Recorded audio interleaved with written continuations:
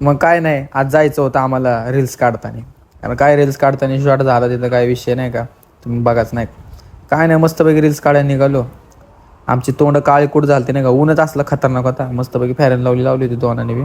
तोंडाला मस्तपैकी नाही का, म्हणजे थोडं सेफ नाही का लाईक.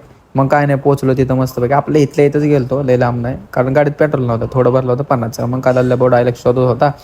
मग काय गाडी होती तिथे मस्तपैकी, गाडी लावली होती सावलीत नाही का. मग काय पब्लिकेशन मस्त, स्पॉट बी एक नंबर होता नाही का विषय. मग काय नाही, भाई म्हणत होता असं करायचं तसं करायचं. मग मी बोललो बाबा असे व्हिडिओ बनव तसे बनव नाही का. तेच विचारत होता कुठली रील्स बनवू कुठली नाही नाही का. मग काय नाही, मस्तपैकी निवांत बसलो जरा. लल्ल्या डायलॉग हुडकतोय अजून, गाडी होती सावलीत. मग काय नाही, मी निवांत बसलो होतो नाही का. मला बी लय बोर होत होतं, डायलॉग कुठं का रील्स काढा हे करायला टेन्शन असतं, हे विषय गंभीर असतो नाही का. मग काय गाडी आमची सावलीत मस्तपैकी उभारली.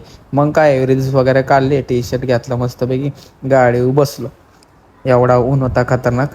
मग काय टी शर्ट टाकला मध्ये, गाडी चालू केली, मस्तपैकी निघालो नाही का आम्ही दोघं.